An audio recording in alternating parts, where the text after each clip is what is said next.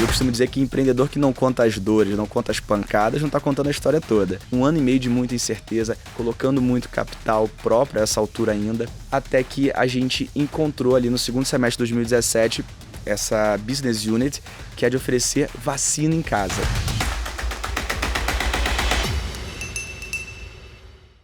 Um médico com veia empreendedora, que começou organizando festas na faculdade antes de criar 2 empresas na área da saúde. Ele exerceu a medicina durante 2 anos no Corpo de Bombeiros, fez um curso de gestão de negócios do IBMEC antes de parar de clinicar para se dedicar a empreender. Com 25 anos, criou a sua primeira empresa, a BR Med, focada em saúde ocupacional.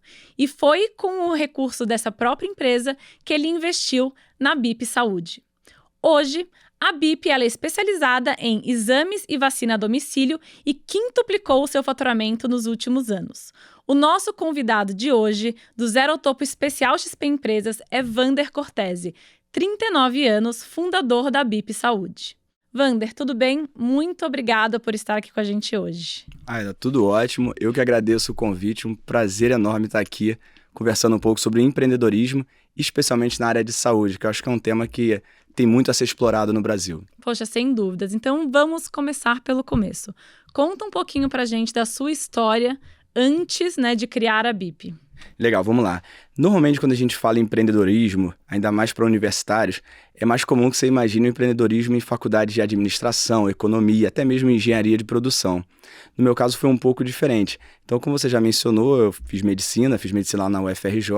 Na verdade, eu venho de família de médicos, Meu pai é médico, minha irmã mais velha é médica, me casei com uma médica.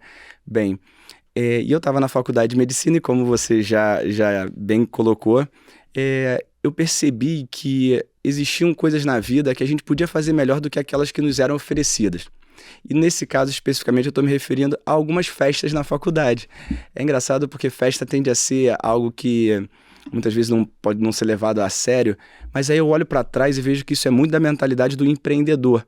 O empreendedor, ele anda pelo mundo, olhando em volta e criticando aquilo que não funciona muito bem e poderia ser melhor. Isso pode ser de festa, ao serviço que você vai num restaurante, enfim, algum serviço que você consumiu online. E foi assim, criticando o que nos era oferecido, que eu falei, dá para fazer melhor. E aí eu costumo dizer que o próximo passo depois da crítica é você propor algo diferente. E aí é um lado mais criativo, de você propor algo que ainda não existe, ou pelo menos que você não conheça. Mas você não para por aí, porque, como todos já conhecem, a ideia somente vale muito pouco.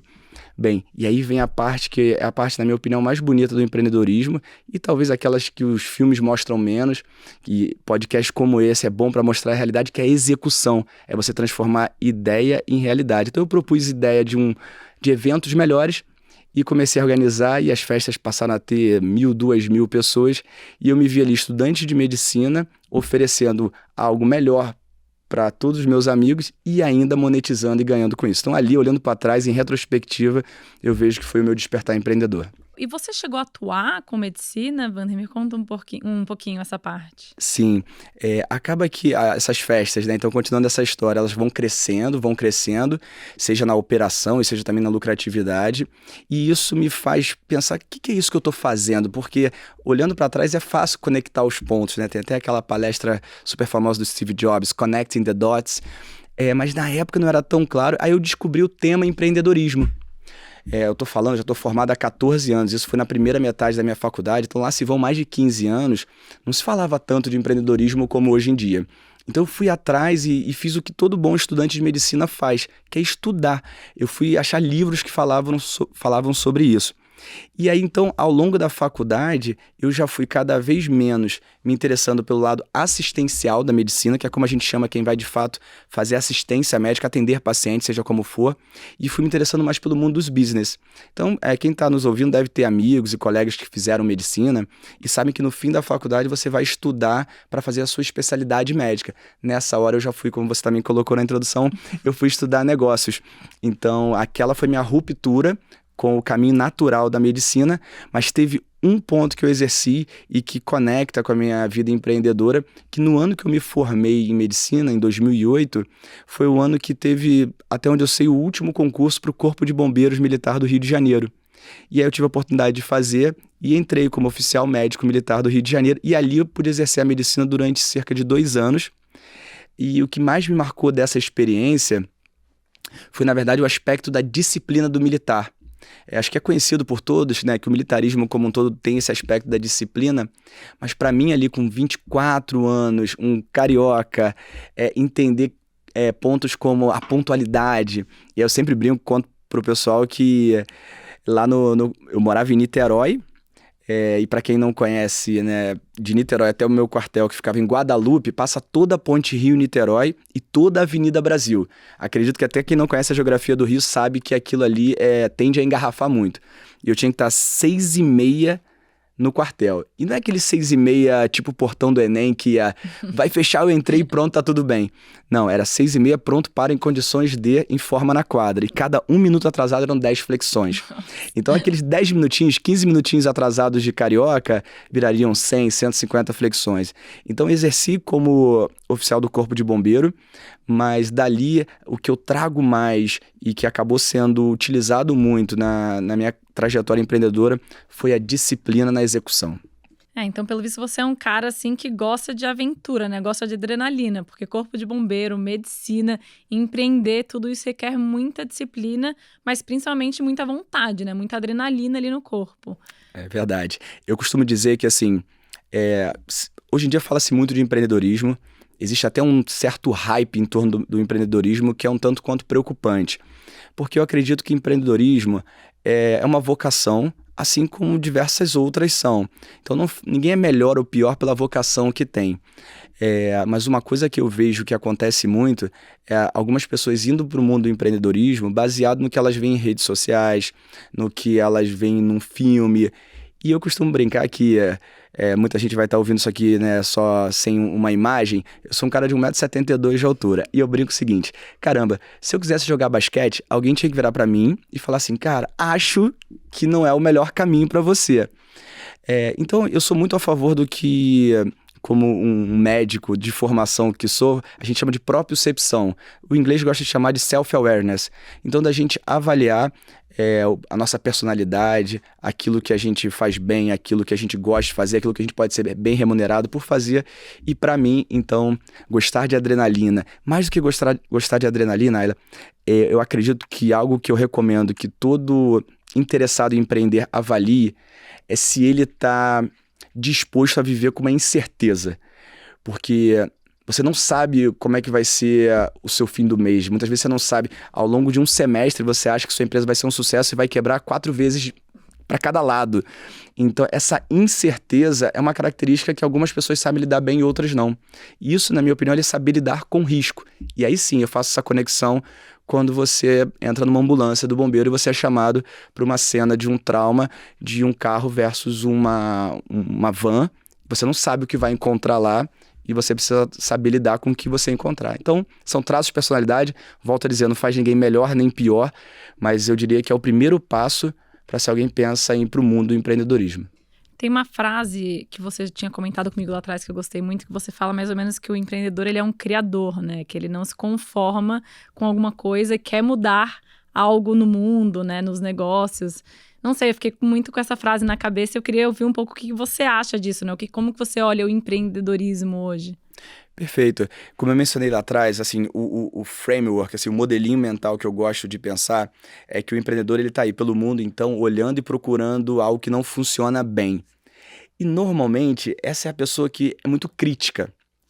E, às vezes, quando você tem alguém no grupo, assim, se ele fica só criticando, né? Se ele fica só, isso não tá legal, isso não funciona bem. Ele fica um cara chato, ele fica um cara azedo, ninguém quer estar em volta desse cara. Mas é aí que eu digo que é a história como se fosse um jogo de tabuleiro, a próxima casinha é e se? Aí você propõe algo diferente. Mas quando você propõe algo diferente e você vai executar aquilo, muitas vezes você provoca uma confusão naquele setor que você está entrando. Então, o caso da BIP foi exatamente assim. E aí tem uma outra expressão do Steve Jobs que é muito bacana, que é o troublemaker. Ele é visto como um troublemaker, aquele que está sempre propondo algo diferente e não se conforma com o mundo que lhe é apresentado. E eu acredito que o empreendedorismo E a Endeavor fala muito isso. Eu sou muito ligado à Endeavor, brinco que é nossos alcoólicos anônimos, né? Todo empreendedor se encontra ali, encontra pares ali que se ajudam. Mas a Endeavor acredita muito nisso, que a gente vai ter um país melhor, um mundo melhor, quanto mais empreendedores como esse a gente tiver. Empreendedor de verdade, empreendedor que saia às ruas procurando como melhorar o mundo. E vai lá e faz, e executa. Não, legal. Mas e aí você, enfim, né, veio esse espírito empreendedor e você criou sua primeira empresa. Né? Me conta um pouquinho dessa primeira aventura. Legal, essa é uma aventura que tem um outro autor comigo, que é meu grande amigo, Davi, também médico. Bem, a gente, logo ali na época ainda de estudante, a gente se deparou com uma especialidade médica que pouca gente conhece, chamada Medicina do Trabalho. Bem, é uma especialidade que tem como cliente empresas. Então, olha aí que interessante. Em geral, você é médico para atender, o teu cliente final tende a ser um paciente. No caso da medicina do trabalho, é aquela área da medicina que vai cuidar para que os trabalhadores de uma empresa não adoeçam, que eles entrem com a saúde adequada para exercer aquela função e continuem saudáveis e saiam daquela empresa saudável. Bem, e então quem contrata a equipe médica é a empresa e, obviamente, atende o paciente. E a gente viu que isso ainda de certa forma mas há 14 anos que a BR Med acabou de completar, era muito mal feito. Era feito realmente com pouco comprometimento, com pouca qualidade. Então, de novo, criticamos, propomos algo diferente, e se fizer com clínicas que tem todos os recursos, todos os exames necessários lá dentro, botar uma camada de tecnologia para organizar melhor esse processo, e acelerando essa história, se tornou, né, eu, Davi, e na sequência junto com o Thiago, que é o nosso terceiro sócio, também um grande amigo. Então, acelerando essa história, se tornou uma rede de clínicas hoje com mais de 700 funcionários, são 3 unidades em 4 estados e cuida de centenas de milhares de vidas de trabalhadores. Então, essa foi a nossa primeira jornada e foi uma jornada interessante, que assim, ela iniciou em 2008. Então, era um Brasil que praticamente não tinha esse mundo de venture capital. Para quem não está tão familiarizado, né, esse mundo de investimento, que hoje as startups vivem muito em função disso ou baseado nisso. Bem, e nessa altura era aquele empreendedorismo, eu diria, mais raiz, que você tinha que montar o seu negócio, eventualmente usando algumas reservas que você tivesse, e você rapidamente tinha que transformar aquilo em lucrativo. Então, o lucro era algo que a gente falava logo no início. Então foi uma jornada empreendedora num modelo mais raiz, sem nunca ter contado com nenhum tipo de investidor. Então essa foi a primeira jornada junto com o Davi e com o Thiago. E você se afastou depois da BR Med? Perfeito. Então hoje eu ainda sou acionista da BR Med, tenho muito orgulho do case e do time que a gente tem lá. Mas quando surge a ideia da BIP e ela começa a tracionar, realmente foi necessário fazer essa sucessão. E aí tem um ponto que eu acho muito legal. Eu gosto muito de recorrer à etimologia. Eu sou encantado pela origem das palavras. E tem uma que me marca, e eu usei muito nesse momento da minha vida, que foi, não sei se você já reparou, Ayla, mas sucesso tem um radical etimológico semelhante com sucessão. Então, realmente, eu acredito que você tem sucesso num ciclo empreendedor quando você consegue fazer essa sucessão. Então, realmente, você fecha ali um determinado ciclo. Seja para um comprador da sua empresa, ou seja para uma nova gestão. E a BR Med hoje cresce ainda mais rápido do que crescia quando eu estava lá. Então, acho que eu estava mais atrapalhando do que ajudando. E o Thiago está fazendo um brilhante trabalho. Então, eu continuo lá como um conselheiro para ele que está à frente. Poxa, muito bom. Legal, né? E agora conta da criação da BIP, como é que foi isso? Beleza, vamos lá. Então eu estava lá tocando ainda na época a BR Med como cofundador e CEO. E idos de 2015, 2016, ficou claro para mim que a gente estava recorrendo ao nosso celular para resolver todas as demandas do nosso dia a dia. Se a gente puxar aqui na memória, foi quando explode Uber, WhatsApp, Waze e todas essas soluções, iFood, falar também de um case brasileiro, né, que a gente tem muito orgulho de ter esse gigante aqui no Brasil. Bem, e eu comecei a pensar assim, como médico, empreendedor, eu falei, e saúde? Caramba, não é possível. E aqui eu faço até um desafio para quem está ouvindo a gente. Eu acredito que todos esses aplicativos que eu mencionei, se não todos, praticamente todos, a audiência tem instalado no celular. Com certeza. E saúde? Olha que coisa. E saúde não é importante? Vamos falar por um determinado aspecto. Saúde corresponde por cerca de 10% do PIB do país. E ainda não existe, eu digo até hoje, não existe um aplicativo que a gente possa dizer que é top of mind, que se a gente falar numa mesa, várias pessoas vão ter. Bem, como todo empreendedor, todo bom empreendedor, quando você percebe algo, uma incoerência dessa, de novo, você critica, você fala, não é possível. Existe um hiato, existe um gap, algo vai cobrir isso. E talvez algumas pessoas estejam perguntando, eu tenho o aplicativo do plano de saúde. Isso talvez venha à cabeça das pessoas. Vamos só dar um passo atrás e lembrar que o plano de saúde, né, o nome mais técnico seria a operadora de saúde que você usa, na maior parte das vezes ele não é uma decisão sua. Ele tende a ser uma decisão da empresa que te contrata, porque a dinâmica de contratação de plano de saúde no Brasil é assim. Então, se a empresa que te contrata... Então vamos lá, dar um exemplo aqui. Se a XP resolver mudar de um determinado plano para outro, vai chegar um e-mail para todos os funcionários ou algum outro meio de comunicação e todo mundo vai desinstalar um aplicativo e instalar o outro. Então é que eles dizem não tem stickiness, não tem nenhum tipo de lealdade àquele aplicativo. Então foi daí, desse incômodo, dessa crítica de novo, que surge a ideia de montar a BIP. E tem uma curiosidade aqui bacana, o nome BIP. Então, algumas pessoas tendem a achar, porque a gente vai explicar mais aqui pra frente que o modelo passa por delivery e a gente tem a nossa frota de carros. Aí eu já vi gente achando que BIP tem a ver com a buzina do carro. E tem um componente, pra mim, até emocional, que é o seguinte. Como eu mencionei já, meu pai é médico, é cirurgião cardíaco, e eu cresci com ele naquela época dos médicos todos de branquinho, usando aquele aparelho na cintura, que era o pager, o bip. E eu cresci ouvindo meu pai aquilo bipar e meu pai eventualmente correr para o hospital para reoperar algum paciente. Então a gente estava na missa, no cinema, isso acontecia. Então bipar sempre foi uma ideia de chamar a saúde, tá? Então daí que vem o nome. Então a gente monta a BIP com a visão muito clara de ser referência em saúde para a família brasileira. A gente quer que numa mesa de almoço de domingo de família, se alguém disser assim, tô precisando de tan-tan-tan, se esse tan-tan-tan for do mundo de saúde, a gente está trabalhando para que alguém na mesa fale, já viu na BIP? Então é daí que surge a BIP. E me conta uma coisa, quais, assim, foram os principais desafios lá no começo, né? Vocês seguem com o mesmo modelo que vocês tinham no começo? Teve alguma mudança aí no caminho? Conta um pouquinho como foram os últimos anos e que momento que vocês estão agora. Legal. Então a gente funda a companhia em 2016 e eu costumo dizer que empreendedor que não conta as dores, não conta as pancadas, não está contando a história toda. Só para resumir no tempo aqui, mas foi cerca de 1 ano e meio com a gente tentando encontrar o que chamam de Product Market Fit, né? A gente tentando encontrar aquele produto para aquele público certo, que tivesse tração, que crescesse rápido. Testamos várias teses, até que no segundo semestre de 2017, então não foi uma coisa que deu certo de um dia para o outro. De novo, eu gosto muito de falar sobre isso para não criar um hype em torno do empreendedorismo e deixar claro esse lado também que a pessoa tem que estar preparada. Então, 1 ano e meio de muita incerteza, colocando muito capital próprio a essa altura ainda, até que a gente encontrou ali no segundo semestre de 2017 essa tese, essa business unit que é de oferecer vacina em casa. A gente está falando do segundo semestre de 17, ninguém podia imaginar em pandemia vindo aí. Àquela altura, vacina em casa era algo restrito, saúde em casa como um todo era algo restrito no Brasil a pessoas que ou tinham um plano de saúde muito premium, muito top, ou poderiam pagar uma taxa extra por conveniência. E a gente percebeu, caramba, muito inspirado em empresas, por exemplo, como uma Amazon, se a gente tiver um modelo leve, um modelo de negócio leve em ativos, o que eu quero dizer com isso? Eu não ficar investindo, abrindo tanta clínica, tanto laboratório por aí, eu tiver menos recurso imobilizado nesse sentido, e eu trocar esse investimento pela logística, pela frota, o motorista, eu consigo oferecer saúde na casa das pessoas a um custo mais acessível. Então, a BIP é exatamente isso. A gente oferece serviços de saúde domiciliares de alta qualidade, mas a um preço acessível. E a primeira business unit, o primeiro serviço que a gente ofereceu, que funcionou, que tracionou, foi no final de 2017, foi vacina.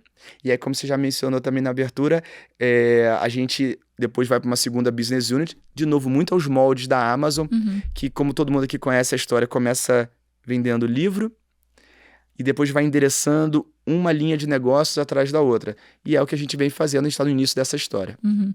E, obviamente, aquela pergunta que não quer calar, né? Qual foi o impacto da pandemia no negócio de vocês? Legal, super pertinente essa pergunta, e toda vez que me fazem ela, primeiro eu tomo muito cuidado para ser muito respeitoso, porque com certeza algumas pessoas que estão nos ouvindo sofreram mais, eventualmente com perda até de pessoas queridas.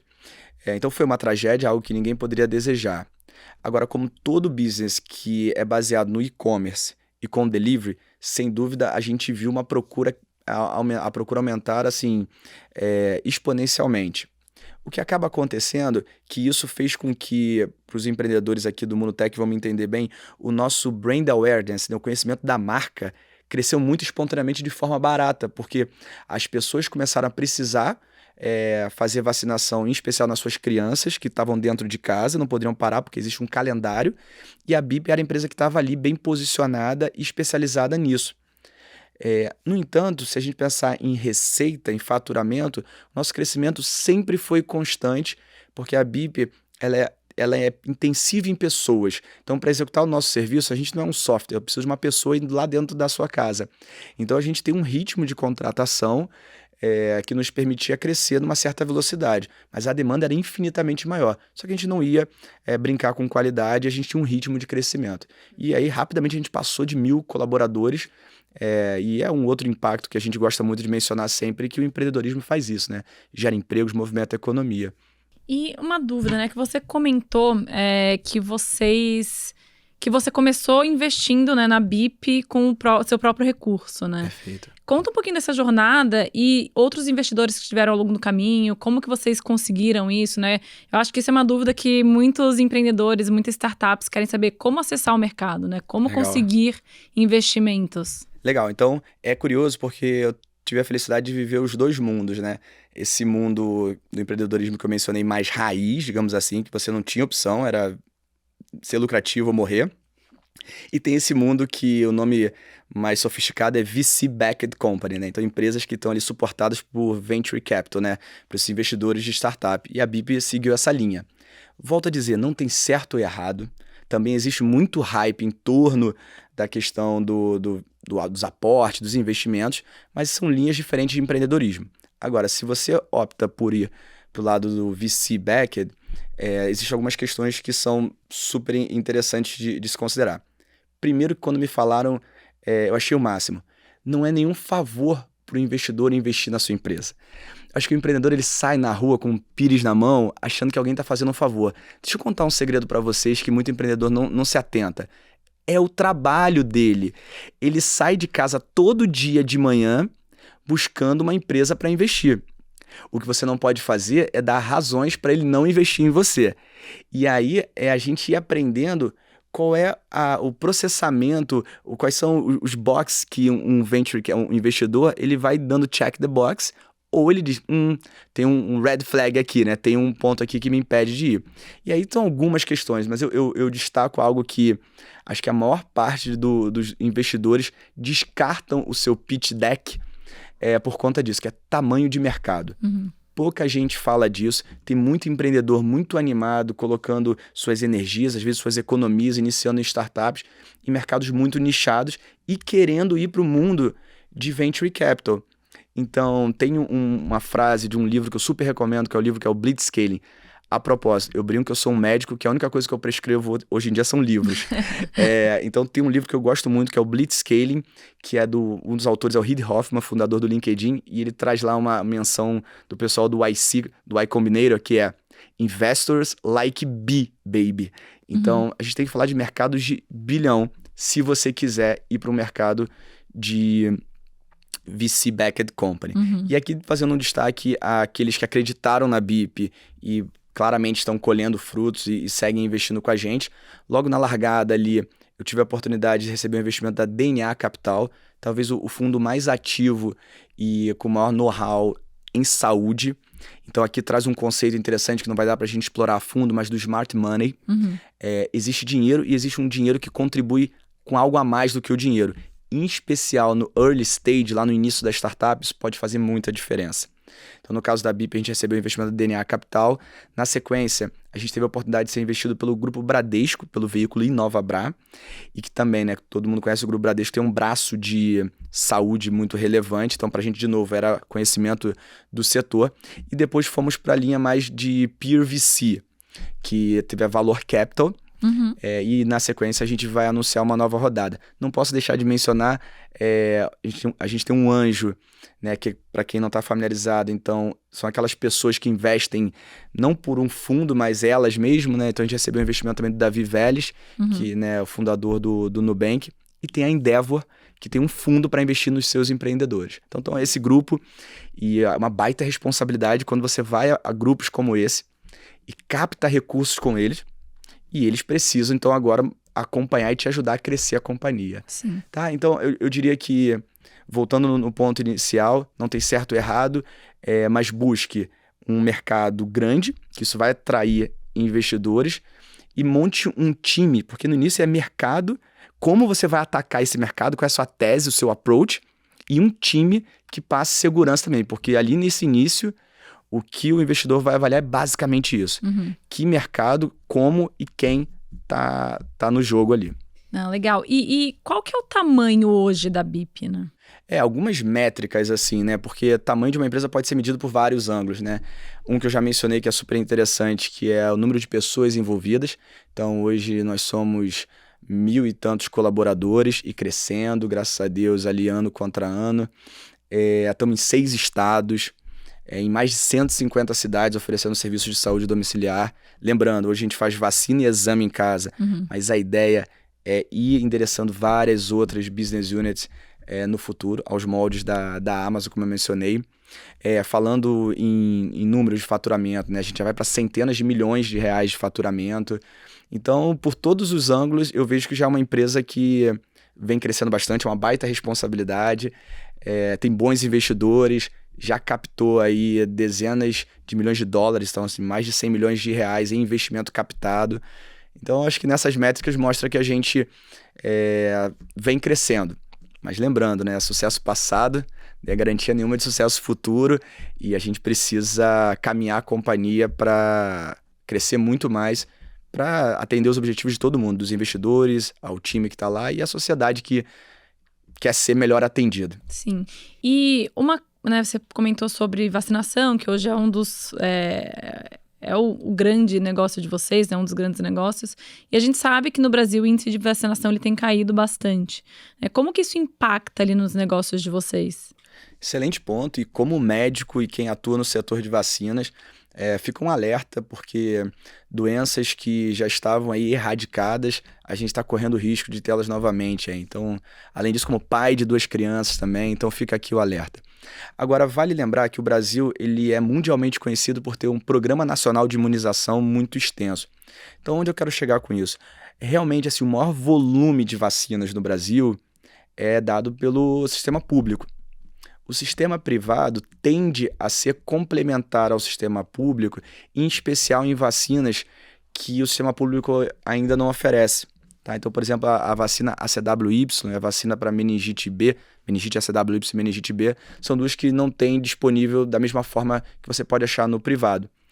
Então, como você pode ver, a BIP vem crescendo, mas a BIP é uma empresa no setor privado que é um retrato pequeno do mundo de vacinação. Mas a vacinação como um todo no Brasil vem caindo e fica aí o nosso alerta. Mas do ponto de vista da BIP, como a gente é um novo entrante e vem crescendo ano contra ano, talvez a gente estivesse crescendo ainda mais rápido caso tivesse esse vento de popa aí com a vacinação como um todo crescendo. Mas eu acredito que isso ainda é algum efeito da pandemia, e a gente espera ver números melhorando. Aí o próprio governo está fazendo ações de campanhas, e eu espero que todo mundo se conscientize e a gente retome os índices de vacinação ideais. E me conta uma coisa, qual que é o papel das operadoras de saúde hoje ali no negócio de vocês? Bacana. Isso, inclusive, é um grande diferencial entre os nossos 2 negócios. Então, vamos lá, operadora de saúde, né, os planos de saúde. Só dando aqui um retrato para quem não é do setor, o Brasil tem um pouco mais de 200 milhões de pessoas. Dessas, cerca de 49 milhões têm acesso a plano de saúde. Caramba, aí você já vê que é um recorte aí de só 25% da população. Mas uma parte relevante do fluxo de capital no setor de saúde passa pelas operadoras. Agora, trazendo para a BIP. No mercado de vacina, como eu mencionei anteriormente, ele é majoritariamente no setor público, e quando a gente pensa nessas vacinas que as pessoas vão tomar no setor privado, elas não são cobertas pelos planos de saúde. Então, realmente, a relevância de plano de saúde de operadora para business unit, para a nossa unidade de vacina, é muito pequena. A gente faz para algumas operadoras, mas são operadoras ditas premium, que realmente têm um custo muito mais alto. Bem, opostamente a isso, diametralmente oposto, tem a questão do laboratório. Então, medicina diagnóstica, laboratório, em geral, as pessoas consomem utilizando o seu plano de saúde. Então, nesse caso, foi fundamental para a gente ir apresentar a nossa proposta de valor para as operadoras. Isso foi um ganho enorme da BIP nos últimos 18 meses, porque em menos de 2 anos a gente já fechou com mais de 40 operadoras e já são milhões de pessoas que podem usar a BIP sem pagar do seu bolso, inicialmente, só usando o plano de saúde. E eu gosto de deixar claro que não é sem pagar, né? Porque tem um custo. A gente pode não pagar ali na hora, mas o plano de saúde tem um custo, nem que seja para o empregador da pessoa. Mas voltando aqui ao ponto, então são hoje mais de 5 milhões de pessoas que já podem usar a BIP em casa sem ter que pagar do bolso diretamente nada para a BIP. Então é muito relevante. Se a gente pegar os players de medicina diagnóstica no Brasil, a principal fonte de receitas deles é disparado via operadoras de saúde. E, Wander, a gente, né, ouve falar muito em empresas tech, de startups que viram unicórnio, né? Perfeito. Quais são os planos de vocês, né? Como que vocês enxergam isso? Isso é algo que vocês realmente almejam, né? Isso está no plano, enfim, curto prazo, longo prazo? Me conta um pouquinho sobre isso. Muito legal. Então, assim, certamente é um caminho que toda startup que está crescendo uma hora vai passar. Então, a unicórnio, a empresa que vale lá $1 bilhão. Agora, dando um passo atrás, a gente que está acompanhando esse mundo tech, a gente viu que em 2021 houve ali um pico de uma euforia, onde companhias alcançaram valuations muito altos e hoje em dia houve uma correção aos moldes do que aconteceu nas empresas já listadas, também nas empresas que ainda estão fazendo rodadas privadas. Então, qual é a minha orientação lá para o meu time? Vamos focar em crescer, o tempo todo crescendo, porque a gente vai alcançar em algum momento essa posição de valer $1 bilhão. É só a gente não parar de crescer. Mas é muito mais importante que a gente cresça com fundamento e menos baseado nesse FOMO que estava sendo criado. Porque era um investidor aumentando o preço em cima do outro para não ficar de fora daquela startup do momento. E no fim das contas, isso lá na frente fica muito ruim numa eventual saída, no IPO. Então isso não é claramente, e hoje está um tanto quanto óbvio falar isso, mas não é a melhor prática do empreendedorismo. Então, o Martin Escobar, que a gente estava conversando, temos como referência, eu tenho como referência como investidor, ele fala que existe, valuation um pouco como leis da física. Se você desafiar a lei da física, uma hora ela vem e ela te pega.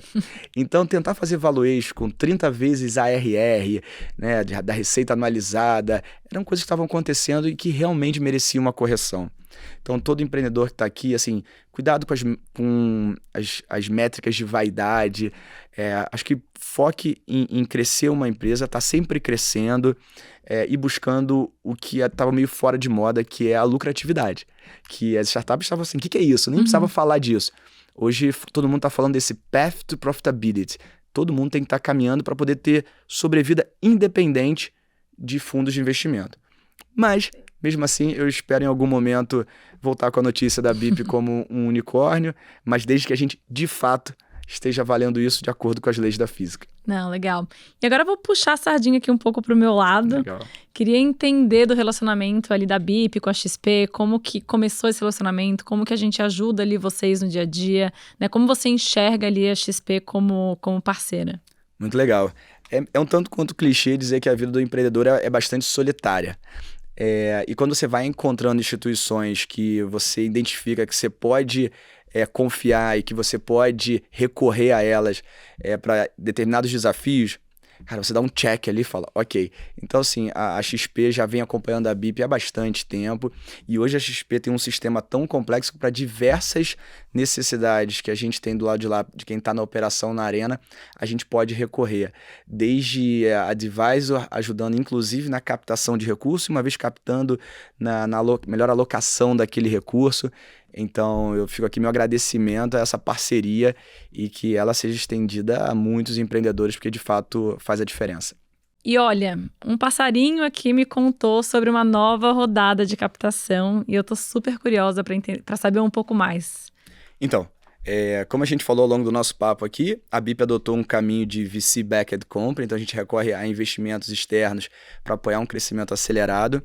E também mencionei aqui que é sempre muito importante a gente estar escolhendo bem com quem a gente vai se associar, pessoas que podem trazer o que eles chamam de brain power, te ajudar a pensar o business, ou também que possam te ajudar a gerar negócios. Então, eu advogo muito por isso. E nessa jornada como empreendedor, você vai sendo apresentado a gente incrível. Isso é muito legal. Você vai acessando mesas, espaços que eram inimagináveis. E assim, eu consegui trazer muita gente bacana para acreditar no nosso sonho e viver o nosso sonho junto. E é com muita felicidade que a gente foi apresentado e conseguiu evoluir em todo um processo muito diligente, muito criterioso. E a gente vai receber, então, agora, na nossa companhia, suportando a gente, ajudando no crescimento, o fundo de ninguém menos que o Mark Zuckerberg, que é, então, né, a pessoa que dispensa apresentações. Não só ele e a esposa dele têm uma iniciativa. E foi super bacana que nessa história a gente se deparou com o fato dela ser médica pediatra, e aí a conexão com a BIP foi clara, e a gente está recebendo eles. E pelo que me consta, do fundo deles é o primeiro investimento em saúde no mundo deles, então é do Brasil. Poxa, que legal, Wander. Parabéns, assim, é muito bom ouvir uma história de sucesso como a de vocês.